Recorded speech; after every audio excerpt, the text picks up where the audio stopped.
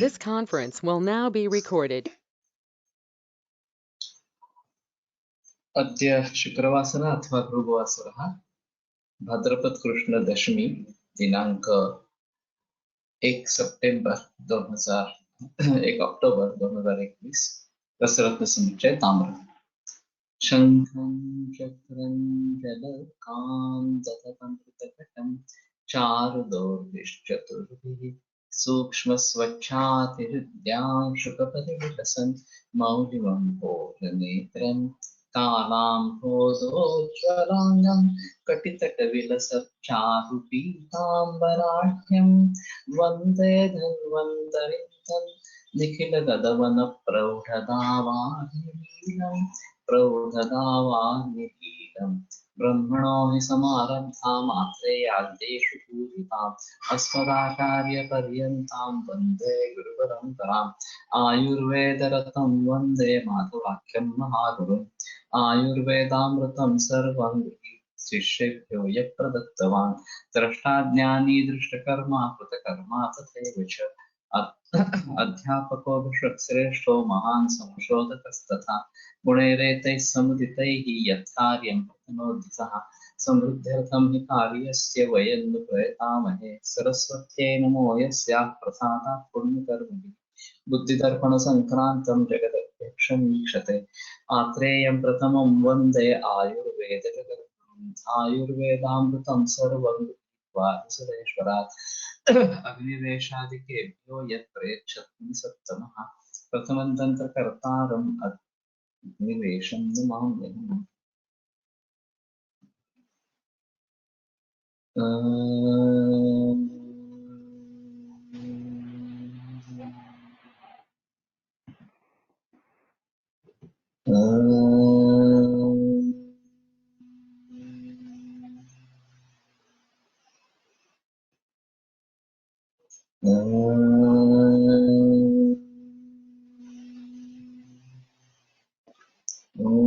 शांति शांति शांति।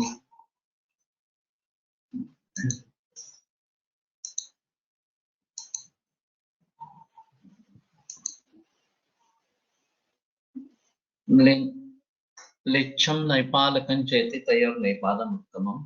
नैपालात् अन्यखन्युत्थं स्वे म्लेच्छमित्यभिधीयते।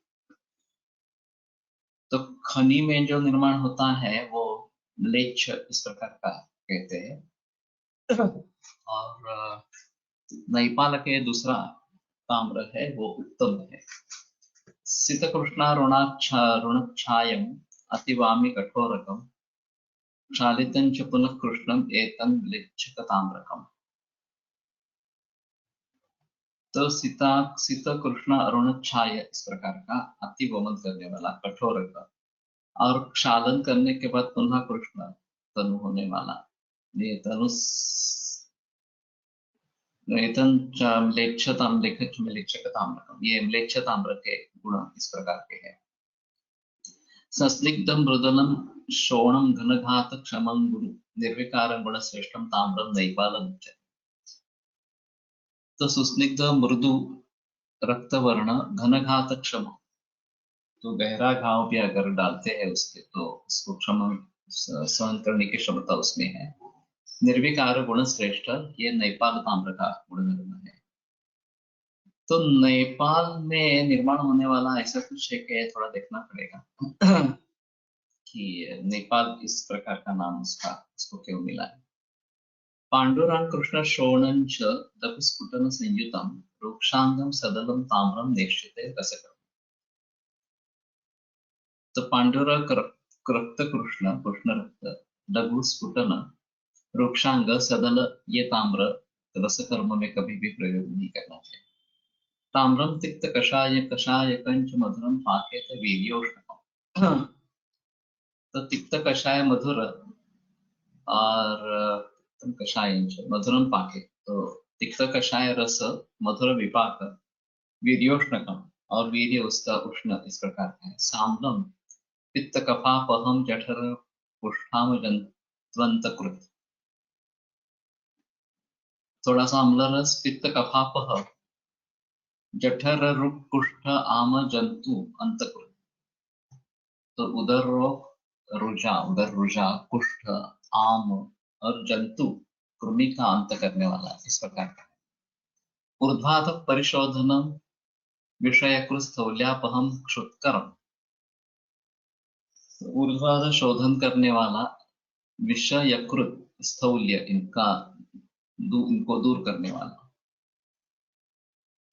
तो यकृत से कुछ कम ही योग मिलते हैं, यकृत ये अवयव विशेष को लेकर, और स्थौल्यापह भी है और विष का भी नाश करने वाला इस प्रकार।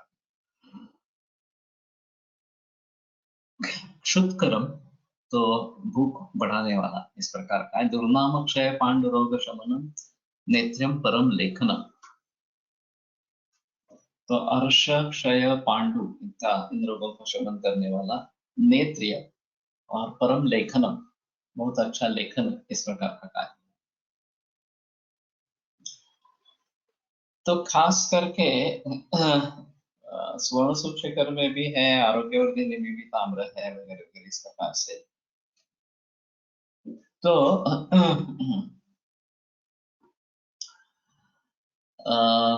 ताम्र के बारे में काफी प्रचलन है। एक पुणे यूनिवर्सिटी में रिसर्च हुआ था, स्टैंडर्डाइजेशन ऑफ ताम्र भस्म और लोह भस्म इस प्रकार का। और उपाध्याय करके थे, वो रिसर्च कर रहे थे और उन्होंने अंततः निष्कर्ष निकाला कि स्टैंडर्डाइजेशन पॉसिबल नहीं है इस प्रकार से। और उनका कहना था कि मारण या शोधन की भी काफी विधियां हैं, शोधन की भी काफी मारण की भी काफी विधियां हैं, और उसका उद्दिष्ट अलग अलग इस प्रकार का है। तो किस दृष्टि से हम आगे औषध बनाना चाहते हैं उसके आधार पर शोधन किस प्रकार का करना है, मारण किस प्रकार का करना है, ये निश्चित होता है। तो इसमें ये स्टैंडर्डाइजेशन नहीं हो सकता। उन्होंने उस समय में जिन वैद्यों से बात करने की कोशिश की, वो सब इस प्रकार का मत रखते थे कि भस्म इज ऑक्साइड। और उपाध्याय ने बहुत सारे लोगों को समझाने की कोशिश की, ये ऑक्साइड नहीं है, ये कुछ बायोलॉजिकल कॉम्प्लेक्स है जिसको अच्छी तरीके से समझा नहीं जाता आज की केमिस्ट्री के जरिए। यद्यपि बायोकेमिस्ट्री डेवलप हुई है, फिर भी बायोकेमिस्ट्री खास करके ये जो एलोपैथी में जो कंपाउंड्स वगैरह इस्तेमाल में लाए जाते हैं या फिर शरीर में उसके हिसाब से जो कुछ बनता है उसके हिसाब से हुई है, ये इस प्रकार से इनऑर्गेनिक केमिस्ट्री के बारे में जो आयुर्वेद में प्रचलन में है इसके बारे में नहीं हुई है। तो बाद में उन्हें ऐसा लगा कि वैद्यों को इसके बारे में कुछ भी जानकारी नहीं है। मैं जब उनसे मिला तो मुझे उन्होंने वैसे ही बताया कि ये ऑक्साइड लोग कहते हैं, ऑक्साइड नहीं है। मैंने कहा मुझे मालूम है ऑक्साइड नहीं है, ये कुछ कॉम्प्लेक्स है, क्या है मुझे भी पता नहीं है। तो बोले हाँ ठीक है। आज तक मैंने जितने वैद्यों को मैं मिला उन्होंने सभी ने इसी प्रकार से कहा कि ऑक्साइड ऑक्साइड इस प्रकार। तो मूल उसका जो मुद्दा था वो अलग ही रह गया। उनका कहना था कि शरीर में विभिन्न कॉम्प्लेक्स बनते रहते हैं और उनको दूर करने के लिए तुम्हारे विभिन्न कॉम्प्लेक्स उपयोग में आते हैं। तो उसी ताम्र का अलग अलग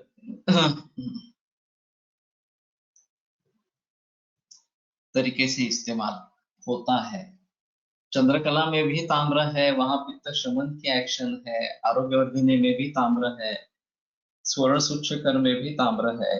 तो इन सभी के उपयोग अलग अलग इस प्रकार से रहेंगे और इसलिए ये देखना जरूरी है कि हमारा पर्पस क्या है, उद्दिष्ट क्या है, ग्रंथों में दिया है क्या, किस तरह के शोधन या किस तरह के मारण से बना द्रव्य स्पेसिफिक व्याधि पर यूज करें। ग्रंथों में नहीं है। दातार गुरु जी ने इसके बारे में काफी बहस की है, अदरक भस्म के बारे में। कि संतर्पण मारित और अपतर्पण मारित ये दोनों अलग अलग इस प्रकार में प्रयोग में लाने चाहिए, और फिर आप कितने फुट देते हैं उसके आधार पर वो रहेगा. What will be the difference of Tamra Bhasma and Tamra as after Puttapaka first test to be fulfilled for Tamra Bhasma is Nirmalata, Dati Pariksha. वो निरुद्ध हुआ है या नहीं हुआ है ये देखने के लिए ये थोड़ी आसान टेस्ट है ताम्र के बारे में. लेकिन निरुद्ध होना, वो रेखा पूर्णत्व, वारितरत्व वगैरह जो निरुद्ध के बारे में बताए गए हैं वो हमें ध्यान में रखने चाहिए. वो भी एक परीक्षा होनी है. और फिर जिसके बारे में ये बातें बताई गई है कि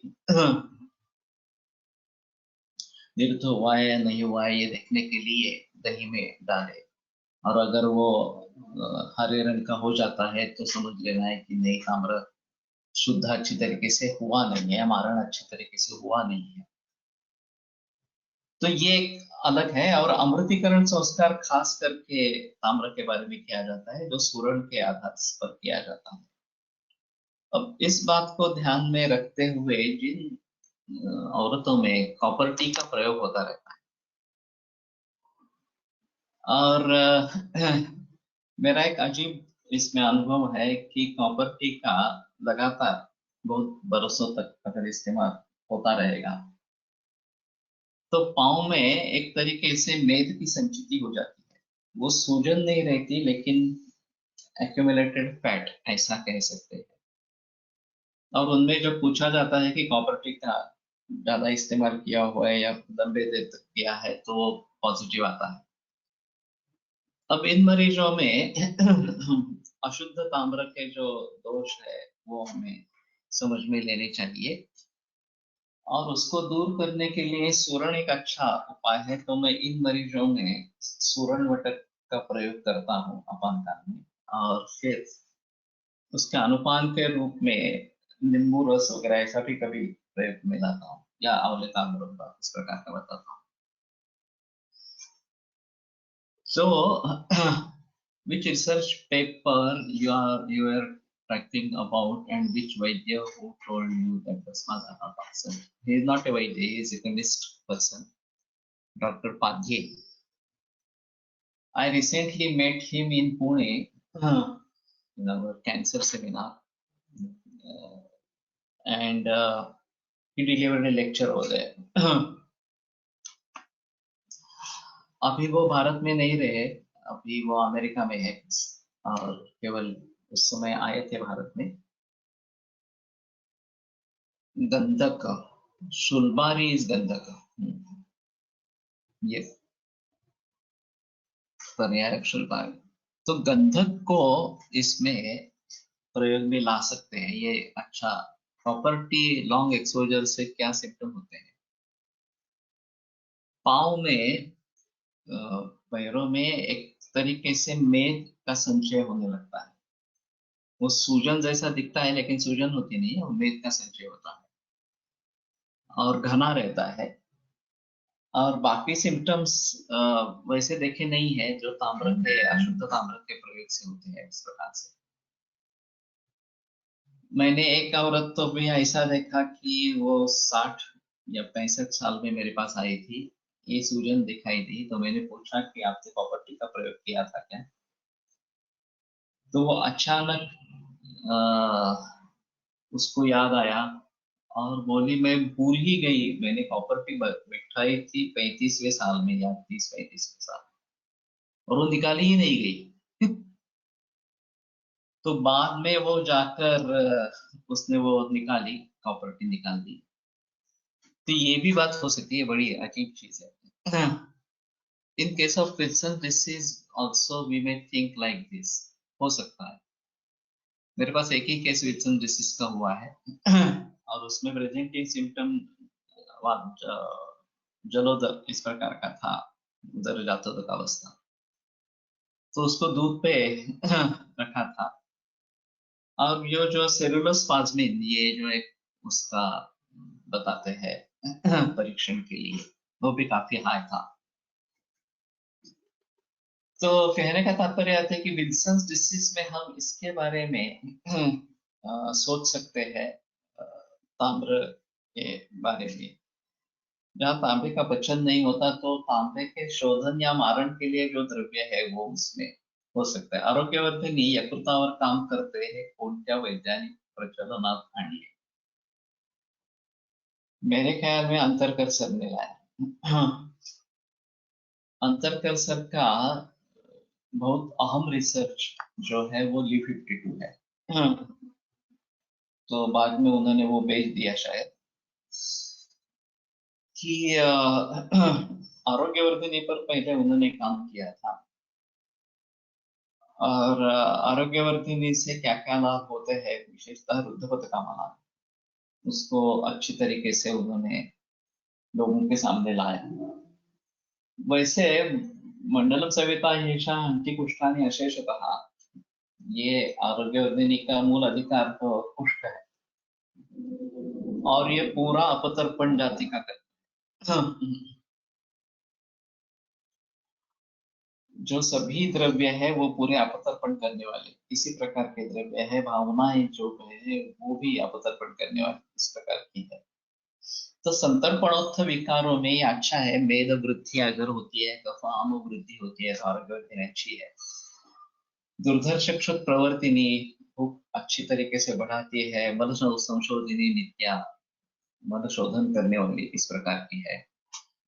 तो वेणुमाधव शास्त्री जोशी आरोग्यवर्धिनी 2 गोलियां घी के साथ आपातकाल में बहुत सारे मरीजों को देते थे.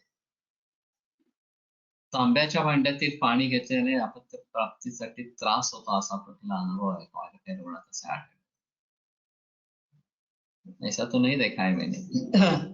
वैसे योग रत्नाकर में एक योग है, स्वर्ण रौप्य ताम्र और कुछ है, मैं दुर्वा डालता हूँ उसमें प्रस्थापन के लिए, और ये सभी सूक्ष्म मात्रा में ही प्रयोग करता हूँ.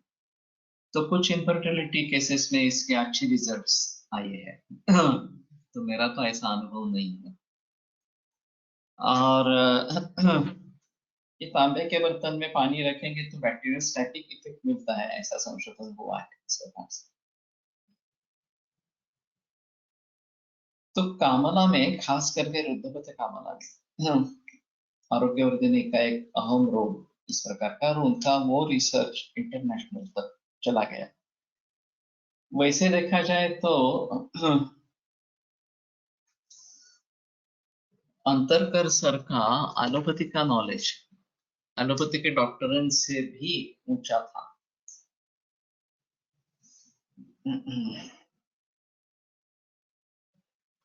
लोहा Antarkar sir from Mumbai, yes, he is no more now. उधार में उन्होंने काम किया. उनकी खुद की आयुर्वेदिक प्रैक्टिस थी, कंसल्टिंग प्रैक्टिस. और मैं प्रवाल पंचामृत वगैरह के बारे में भी उन्होंने पहले काम किया था.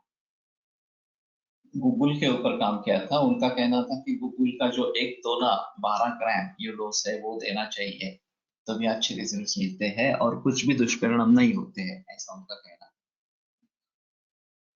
और दातार गुरुजी पाव गुंजा इतनी ही गूगल की मात्रा देते हैं, फर्क दिखा दिया गोक्षरती गूगल की, और उससे भी रिजल्ट्स पाते हैं. तो ये बड़ा अजीब चक्कर है. तो ये अच्छे थे अंतरकर, और खास करके रिसर्च दृष्टि से अच्छे थे. लेकिन वो प्रैक्टिस तो उन्होंने आयुर्वेदिक की, लेकिन विचार श्रृंखला ज्यादा मॉडर्न की इस प्रकार की थी. लेकिन जो काम किया है वो इंटरनेशनल स्टैंडर्ड्स के हिसाब से किया है, ये इसमें कोई संदेह इस प्रकार का नहीं है. तो एक अच्छा उदाहरण है. Ashok Vaidya sir from Mumbai had talk about a lot about him. Ashok Vaidya उनके साथ काम करते थे. Can you please repeat the guggul point of अंतरकर्षण? 12 ग्राम पर डे इतना डोज देना है, ऐसा उनका कहना था. का जो ग्रंथोक्त मात्रा है 1 तोला, और उसको देने से संधिवात वगैरह इसमें या अनुवाद में बहुत अच्छे रिजल्ट्स आते हैं, ऐसा उनका कहना था, और कोई दुष्परिणाम नहीं होते हैं, ऐसा उनका अनुभव था। तो कहने का तात्पर्य अर्थ ये है कि आरोग्यवर्धिनी जैसे द्रव्य में ये अवरोध दूर करके इसमें वृद्धपत कामला में ये बहुत अच्छा काम करता है, इसमें कोई संदेह नहीं है। अब अवरोधात्मक संतृप्ति दिखती है और उसके पीछे कैंसर होता है, ये काफी मरीजों में पाया जाता है, आइदर HCC हेपेटोसेलुलर कार्सिनोमा या फिर दूसरा किसी कार्सिनोमा और लिवर में मेटास्टेसिस, कोलन कैंसर वगैरह है, गॉल ब्लैडर कैंसर है, तो उसमें लिवर में मेटास्टेसिस हो जाता है, और उसके जरिए भी वृद्धपत कामला जैसे लक्षण दिखते हैं। लेकिन वहां सिर्फ एक कफ का अवरोध है ऐसा करके काम नहीं होता, तो उस ट्यूमर को ध्यान में रखते हुए कैंसर की चिकित्सा करनी है, ये आवश्यक इस प्रकार का हो जाता है। तो इसमें आप तो बाइलियरी बाईपास कर देते हैं या स्टेंटिंग कर देते हैं एलोपैथी में, ये मैकेनिकल वे है इसको दूर करने का। Any book of Antarkar sir available? मुझे नहीं पता अंतरकर सर का कोई कोई किताब उनकी अवेलेबल है इस प्रकार से, लेकिन मेरे देखने में तो नहीं आई है। ब्रह्ममूर्छा विदाह स्वेद क्लेदन वान्तयः अर्थित संताप एते दोषा विशोपमः ताम्र दोष। ओके। तो ये काफी कम लोगों में दिखाई देते हैं इस प्रकार के ताम्र के में पानी जहाँ वहां रहे। ब्रह्म मूर्छा विदाह स्वेद क्लेद वांति अरुचि चित्त संताप, चित्त संताप भी है। तो ताम्र भस्म अच्छी तैयार हुई इस प्रकार की ही चाहिए, उसमें कोई संदेह इस प्रकार का नहीं है।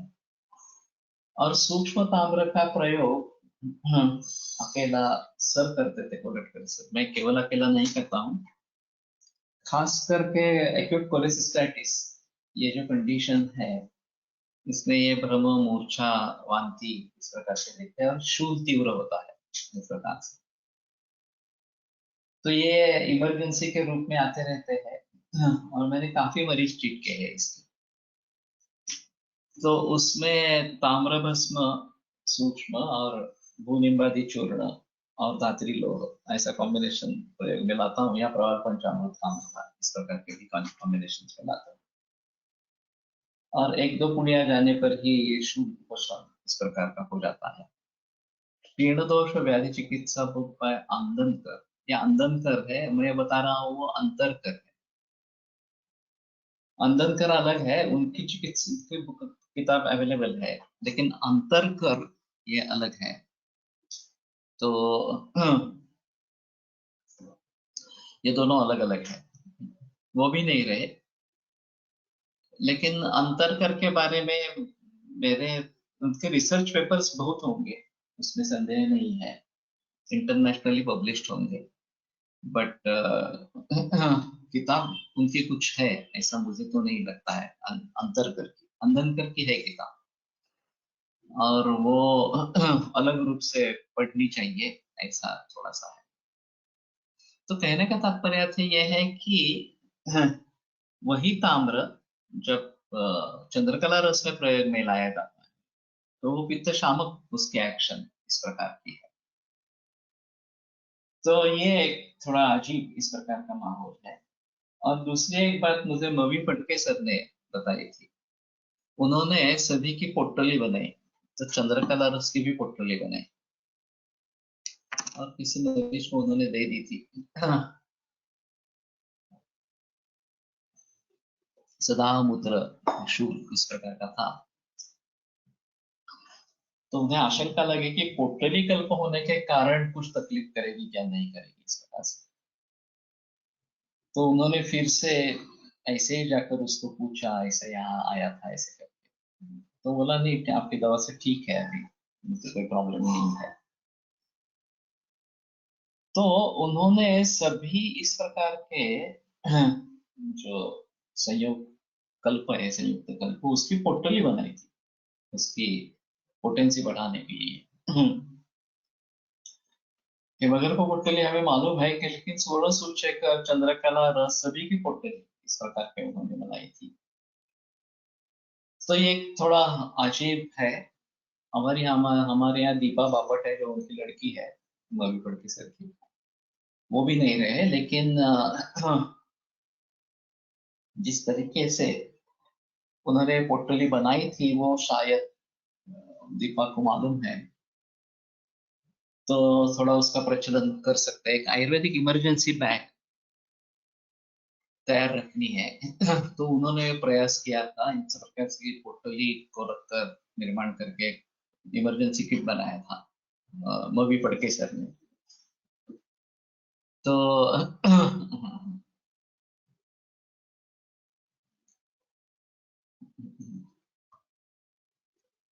I have one book of Antarkar sir regarding some of his work. We'll share the pictures in group. Okay. Had good results of Shatapatti Tamra Bhasma in patient having with severe chronic constipation. Yeah.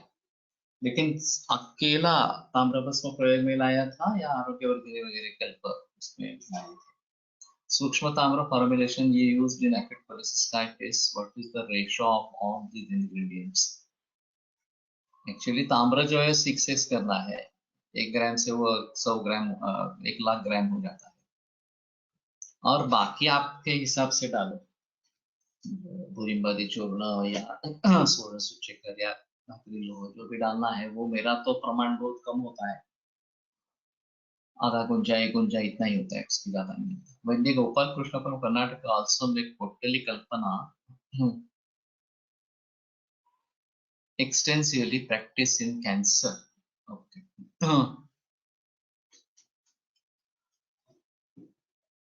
तो ठीक है, इसके बारे में थोड़ा सोच सकते हैं, पोर्टली कल्पना कि वीर्य औषध का बढ़े इस प्रकार से, और फिर उसको 6x करें तो बेटर चॉइस इस प्रकार का रहेगा। मैं अभी इसके बारे में काफी सोच रहा हूँ। सिंगल ताम्र भस्म एक्सटर्नल एप्लीकेशन एज लेप इन बस्ती एटसेट्रा।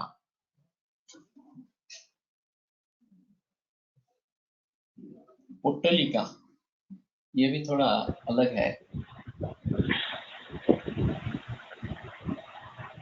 तो अगर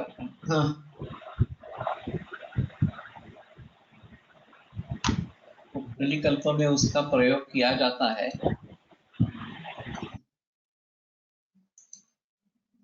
लेप के बारे में तो एक अलग रहेगा, जस्ट 30 मिलीग्राम डोज। ओके। तो वैसे देखा जाए तो ताम्र अच्छा इस प्रकार का काम कर सकता है। परम लेखनम ये जो बात बताई गई है उसके हिसाब से ये शायद लेप से ट्यूमर साइज कम करने में परिणाम करता होगा, लेकिन धातुओं का रक्षण होकर सिर्फ दोष या ट्यूमर, इसके बारे में अगर हम काम कर सकते हैं तो ज्यादा अच्छा इस प्रकार का होगा। I had shown you a video application on stomach cancer through scopy. It bleeded and shrinked. Yeah, ये तो और ही अलग तरीका है कि एंडोस्कोपी में वहां पे ताम्र लगाना या ताम्र पोटली इस प्रकार के जो है वो कैंसर में सीधा लगाना, ये तो बहुत ही अलग तरीके का प्रयोग है। और शायद इसके बारे में हम थोड़ा सोच सकेंगे। तो थोड़ा इंटीग्रेशन है, मॉडर्न टेक्नोलॉजी का प्रयोग है, एनेस्थीसिया देना है, गैस्ट्रोएंटरोलॉजिस्ट हमारे परिचय का होना चाहिए, वो तैयार होना चाहिए इसके लिए, तो फिर ये बात हो सकती है। अभी एक बड़ी समस्या है कि एडवांस स्टेज ऑफ कैंसर है, ट्यूमर बहुत ही बड़ा है, केमोथेरेपी सब कर चुके हैं, कुछ भी करने लायक है नहीं। On breast cancer wounds also. तो ठीक है, can you please also share brief intro of Naveen Bhatt sir, the one who is preparing and using portfolio of Chandrakala, Mavi, no, Mavi Phadke, not Bhatt. Naveen Bhatt ne, uh, who was preparing and using it. He is also no more now. Deepa Papat present है क्या? On breast cancer wounds also. Deepa पापट को शायद मालूम होगा क्योंकि उनकी लड़की है और हमारे ग्रुप में है, तो शायद प्रेजेंट नहीं है आज। तो ठीक है, वो अगर जानकारी उसके बारे में मिलती है तो ठीक है, नहीं तो अभी ये जो कर रहे हैं केरल में, उनसे भी अगर जानकारी मिलती है गोपाल कृष्ण के बारे में तो भी ठीक है। और एक बार उनको उनसे ये पोटली कल्प मिल जाए तो 6 करके तो हमारा या पूरी जिंदगी उसी पर चली जाएगी।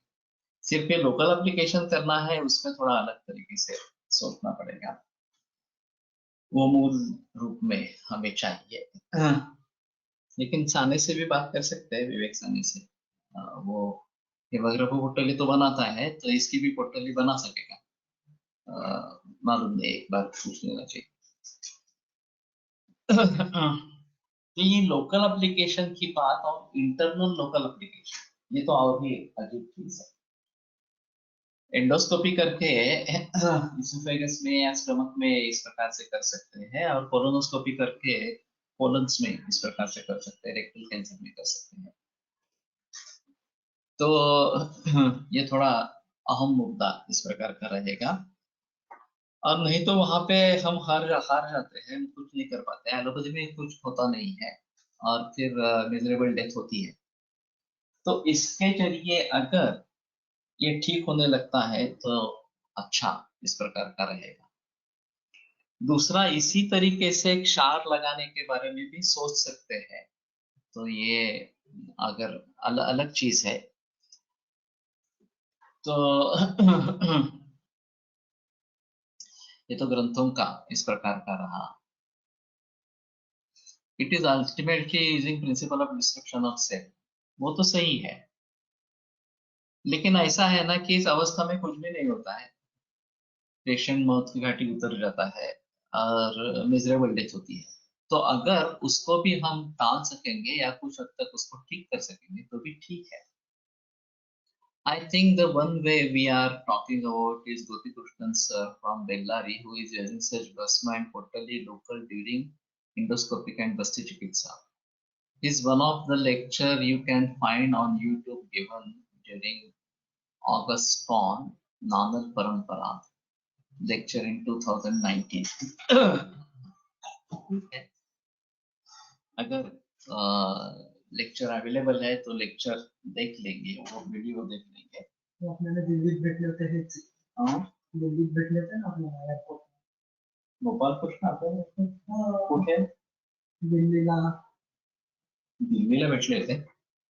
आपण खूप गप्पा मारल्या अशा एअरपोर्टवर, तुम्ही आणि ते तिघं जण होते. ते केरळला देव नाही, आपण याला पतंजलींच्या हरिद्वारला भेटले होते, ते कोणतेच ना गोपाल कृष्ण? हाँ ते हरिद्वार भेटले। हाँ, तो मैं मिल चुका हूँ, मेरे उनसे इस प्रकार की बात नहीं हुई, लेकिन वो तो काफी यंग है। लेकिन इसमें ऐसा है, कैंसर के बारे में होलिस्टिक अप्रोच हमें तो छोड़ना ही नहीं है, और परहेज के बारे में भी सोचना ही है, नहीं तो ये आधी अधूरा चिकित्सा हो जाए। शायद डिस्ट्रक्शन ऑफ सेल ये प्रिंसिपल कुछ हद तक काम करता है, ये सही है, लेकिन वही सिर्फ ट्रीटमेंट है ये ऐसा तो नहीं है। और दूसरी चीज, संक्षेपत क्रिया है वो निदान परिवर्तन भी अगर एलोपैथी देखेगी ही नहीं तो वो कभी सफलता नहीं पाएगी, कैंसर पर हम कभी काबू नहीं पाएंगे। तो उस हिसाब से ये देखना उचित इस प्रकार का रहेगा। और खुद जाकर अगर एक बार वो उनकी प्रैक्टिस देखते हैं तो ज्यादा अच्छा रहेगा। इस प्रकार के जो किए जाते हैं प्रयोग अभ्यंतर या बाहर लगाने के लिए इस प्रकार से। तो ये थोड़ा अलग इस प्रकार का होगा। तो कहने का तात्पर्य अर्थ ये है कि हम किस तरीके से विषय को देखते हैं, उसके आधार पर हमारा दृष्टिकोण अलग अलग हो जाता है और चिकित्सा पद्धति, निदान पद्धति अलग अलग इस प्रकार की हो जाती है।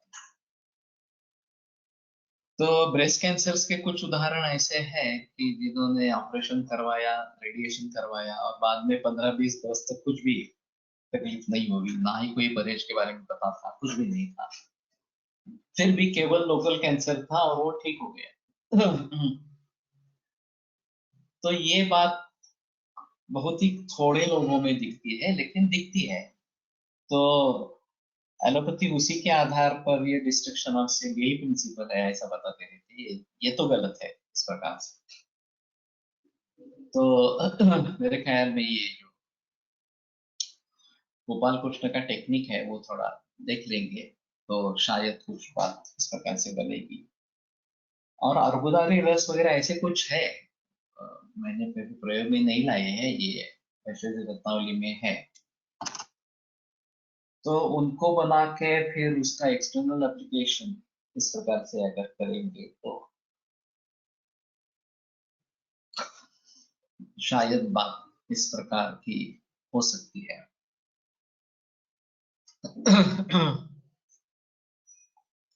विषय यकृत स्थौल्यापहं शुक्र, यकृत विकारों में इसका विशेष फायदा इस प्रकार का है। और उसके हिसाब से थोड़ा देखना, अभी ये लिवर फेलियर, हिपेटिक फेलियर, ये काफी मरीज आ रहे हैं। और एलोपैथी में तो बताते हैं लिवर ट्रांसप्लांट ही ऑप्शन है, बाकी कुछ नहीं है। लिवर सिरोसिस के आगे हिपेटिक फेलियर इस प्रकार की बात होती रहती है। और ये तो सबसे बड़ी मूर्खता इस प्रकार की है कि इसको ऑपरेशन ही इलाज है, दूसरा कोई इलाज है ही नहीं इस प्रकार से। अब एक मेरे पास गाउचर सिंड्रोम के केसेस, स्प्लीनोमेगाली, यूज स्प्लीनोमेगाली है, छोटी लड़की है। तो उन्होंने एलोपैथी में फिर से एक बार पूछा था। तो ये कोई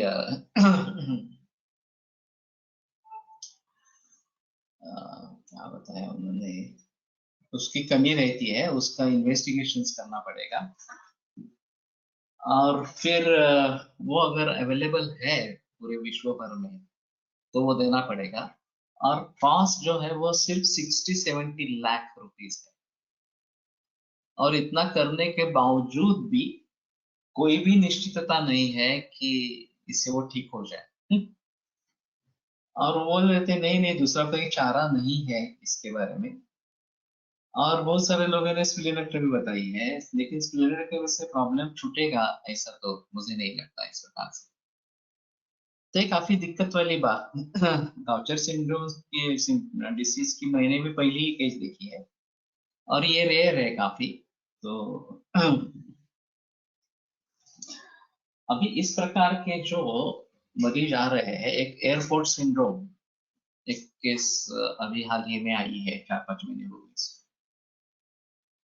उसमें किडनी फेलियर के लक्षण है, क्रिएटिनिन ज्यादा है वगैरह, और उसके साथ में दिखना कम हो गया, सुनना कम हो गया, इस प्रकार के है। एलोपैथी में डायग्नोसिस होगा और बताया कि कुछ आप इसमें कर नहीं सकते हैं इस प्रकार से।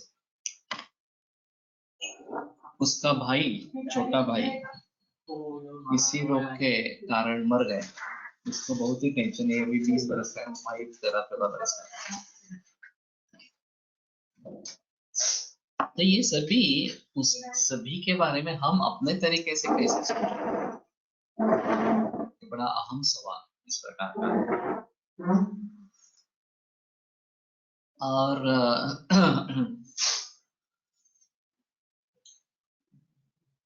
आयुर्वेद को भली भांति ध्यान में रखते हुए, होलिस्टिक अप्रोच को ध्यान में रखते हुए, ये तो जेनेटिक डिसऑर्डर है उनके हिसाब में, तो जीन्स को ठीक कर सकते हैं, नहीं कर सकते हैं, ये एक अलग चीज है। अब एलोपैथी में तो जेनेटिक इंजीनियरिंग चल रहा है अभी, तो वो सभी के बारे में मैकेनिकली ही सोच रहे हैं, और जो उत्पन्न हुआ है उसको कैसे करेंगे इसके बारे में सोच रहे हैं। उत्पन्न न हो या मूल रूप से उसको कैसे, जो ये तो शरीर में ही उत्पन्न हुआ है, तो उसको ठीक करने का तरीका मूल तक पहुंचेंगे तो होगा। और ये हाइब्रिडाइजेशन, केमिकल पेस्टिसाइड्स, फर्टिलाइजर, इन सभी के जरिए ये होता होगा, ऐसा थोड़ा सा है। तो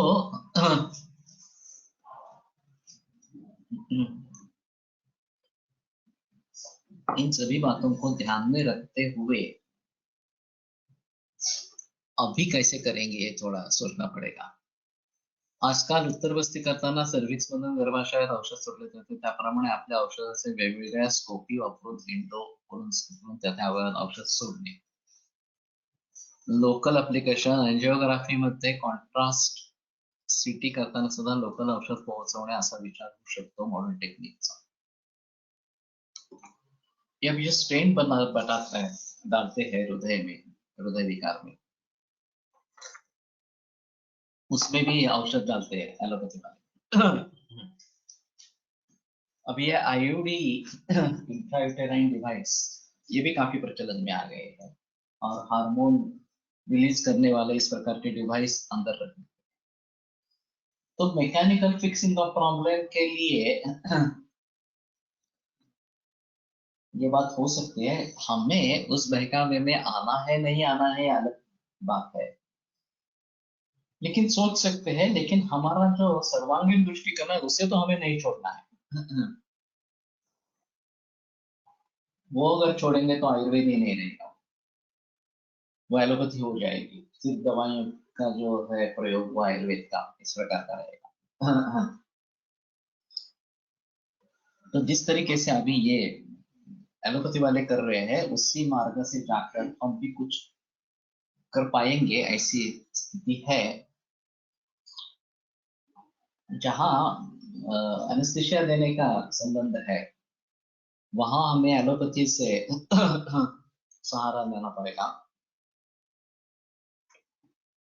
बगैर एनेस्थीसिया जो भी प्रोसीजर्स हो सकती है, उसमें हम कुछ सोच सकते हैं इस प्रकार से। और शायद रेक्टल कैंसर में दवाइयां अंदर लगा सकेंगे, ऐसी कुछ पॉसिबिलिटी होगी, या बस्ती के द्वारा इस प्रकार का कर सकेंगे।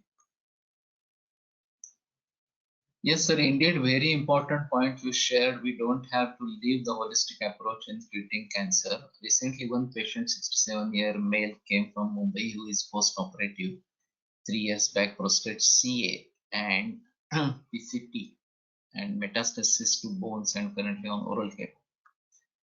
The 200 gram in lunch tea yesterday, I asked to stop this first, and Nidan Baridan from last 1-2 years was not recommended by anyone but self-understanding. Once difficulty in urination and non-satisfactory emptying of bladder and groin pain. What should be our thought process? अभी मैंने विकारानुरूप cancer के बारे में कुछ बोला है, उसमें अनुभव ज्यादा शेयर किए हैं।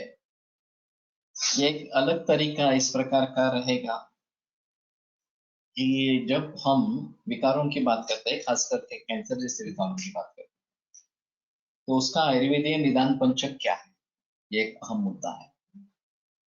अगर मुझे कैंसर के बारे में एक नया रोग इस प्रकार से अगर लिखना है, तो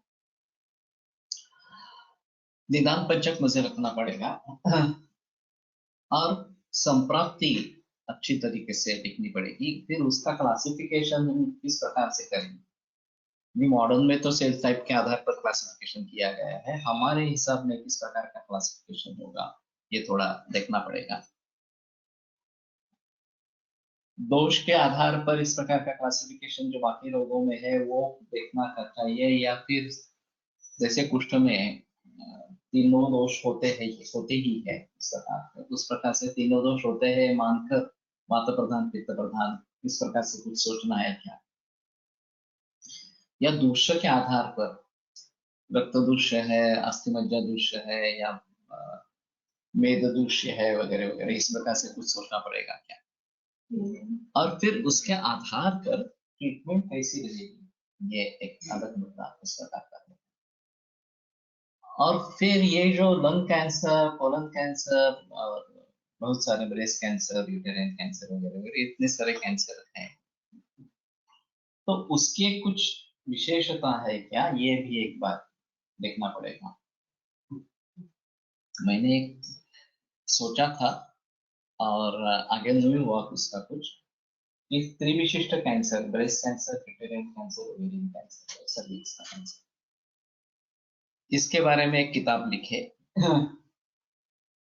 और मैं खुद और एलोपैथी के ऑन्को सर्जन वो दोनों मिलकर लिखे। वो एलोपैथी का जो पार्ट है वो लिखे और आयुर्वेद का मैं लिखूं इस प्रकार से। लेकिन चिकित्सा के बारे में हमें आयुर्वेद की चिकित्सा भी देनी है इस प्रकार से, लेकिन वो भी काफी व्यस्त है और मैं भी व्यस्त हूँ, तो अभी ये नहीं हो रहा। मैंने सोच के तो रखा है करेंगे इस प्रकार से, लेकिन मालूम नहीं कब समय मिलेगा, फुर्सत मिलेगी और मैं करूँ इस प्रकार से। तो एक अहम मुद्दा रहेगा कि हमारा क्लासिफिकेशन कैंसर का किस प्रकार से होगा, और सिर्फ कैंसर का ही नहीं, बाकी इस प्रकार के जो भी ज्यादा प्रचलन में रोग है, किडनी फेलियर को ले लो, वो एलोपैथी के हिसाब में एक ही है, एक ही एंटिटी है, लेकिन हमारे हिसाब में काफी अलग अलग एंटिटीज इस प्रकार की है। ब्लड प्रेशर ले लो, ये काफी कॉमन है। ब्लड प्रेशर के बारे में ज्यादा बहस हुई नहीं है आयुर्वेद जगत में, और जहां तक मॉडर्न मेडिसिन से ब्लड प्रेशर काबू में रहता है तब तक कोई सोचता नहीं है। वो बेकाबू हो जाता है, फ्लक्चुएटिंग रहता है, तो ही उसके बारे में सोचना आरंभ करता है। तो फिर ये लाइफस्टाइल से जुड़ा इस प्रकार का है और व्याधि है, तो लाइफस्टाइल को भली भांति देखना, उसमें परिवर्तन लाना, स्ट्रेस फैक्टर जो है एक अहम मुद्दा है ब्लड प्रेशर में, उसको कैसे काबू में लाना वगैरह, ये सब बातें होती रहती है। तो अभी के हिसाब से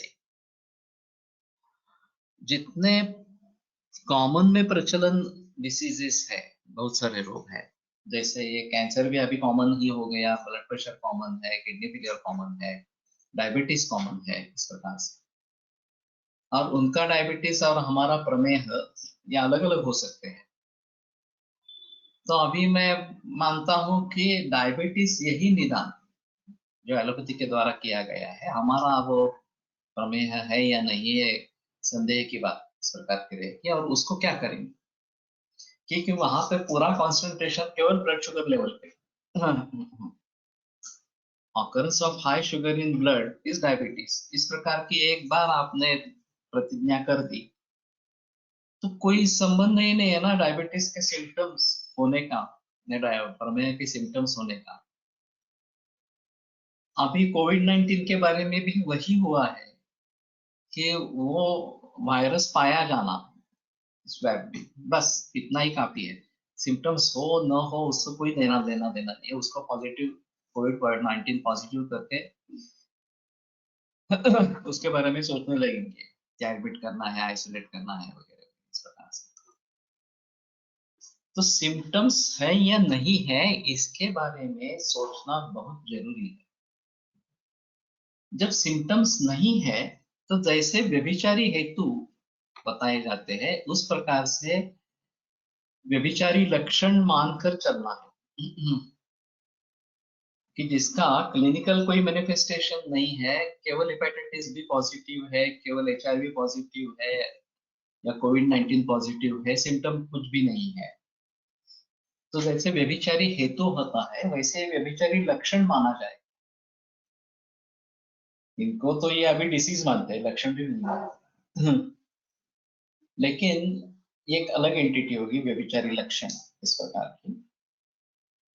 और फिर ये आगे जाकर तकलीफ कर सकता है, इसलिए उसको लेवल करना और उसके लिए ट्रीटमेंट देना जरूरी है, ऐसा ये मानते हैं। शुगर लेवल हाई है तो उसको डायबिटीज लेवल कर देना और फिर जो एंटी डायबिटिक ड्रग्स है शुगर कम करने वाली उनको देनी ही है, इस प्रकार का लोगों की सोच है। अगर वो नहीं देंगे तो हाइपरग्लाइसेमिया से होने वाले जो दुष्परिणाम है वो उस मरीज में होंगे। लेकिन दूसरी बात ऐसी है उसमें कि इससे डायबिटीज पे कंट्रोल आता है क्या? नहीं आता, केवल शुगर पर ही कंट्रोल आता है। और डायबिटीज के जो उपद्रव है, नेफ्रोपैथी, रेटिनोपैथी, ये तो होते ही रहते हैं। उनके लिए उनकी अलग सोच है कि उसको डायलिसिस करते रहे, लेजर ट्रीटमेंट करते रहे, बस उसको मैकेनिकली फिक्स करना है उस प्रॉब्लम को। तो ये भी तरीका नहीं है वास्तव में किसी रोग से इस प्रकार से मुकाबला करने का।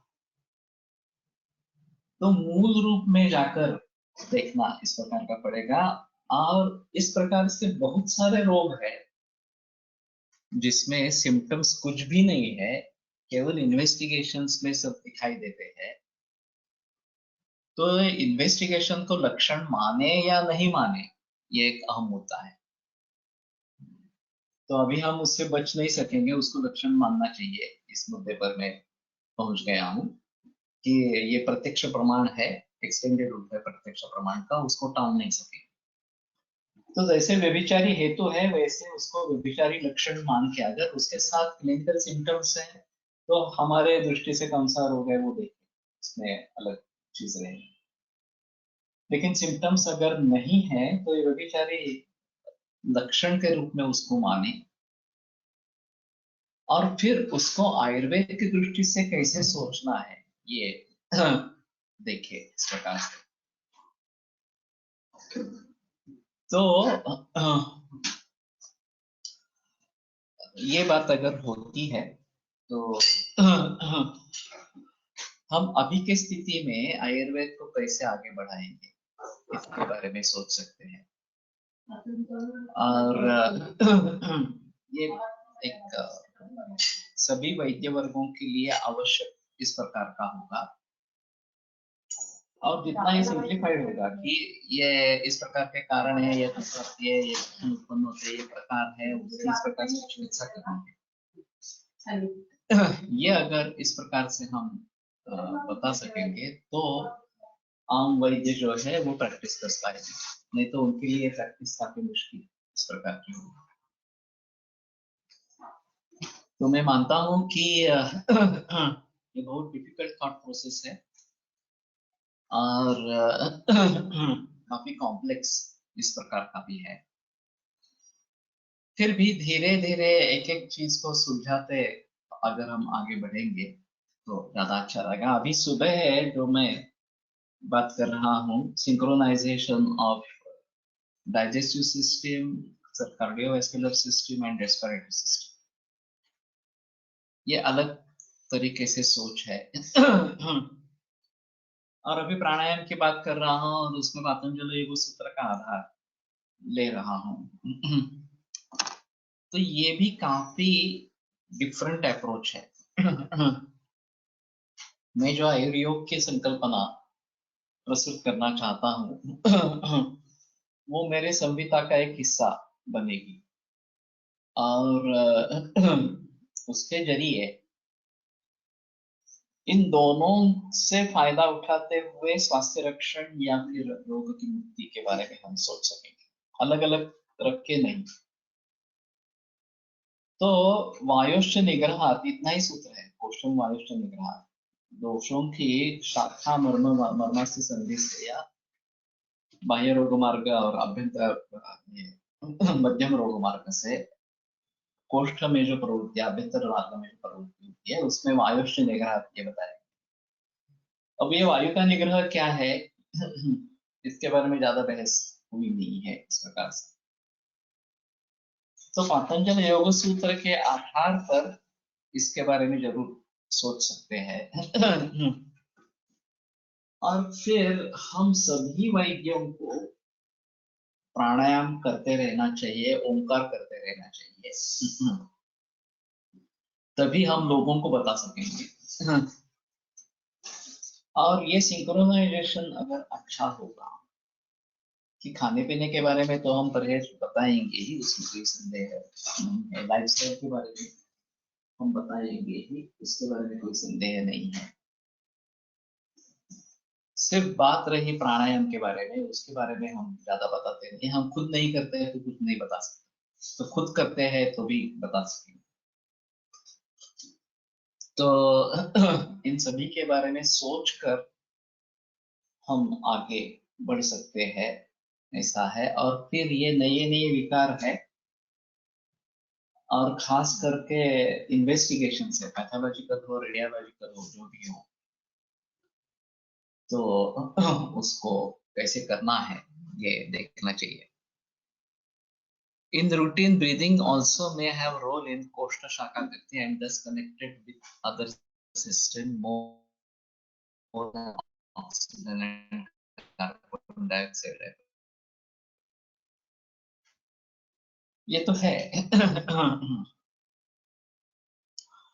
तो रूटीन में होता रहता है, लेकिन फुफ्फुस की पूर्ण क्षमता इस्तेमाल में नहीं है, ये सबसे आम है। वो अपने आप चलती हुई प्रक्रिया है, इनवॉलंटरी है।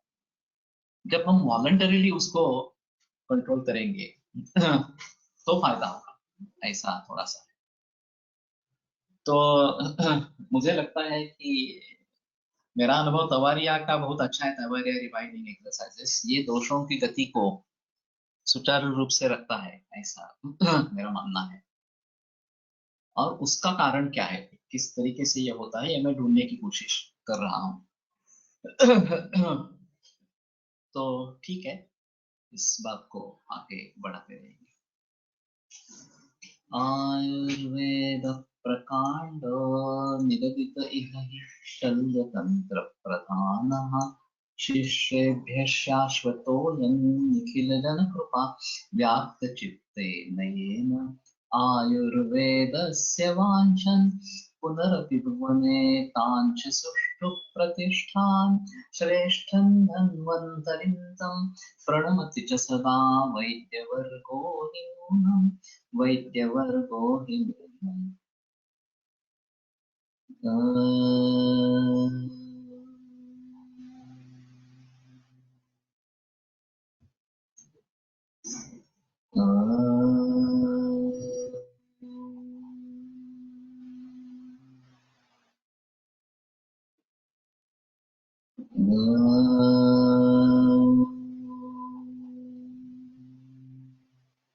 ओम शांति शांति शांति।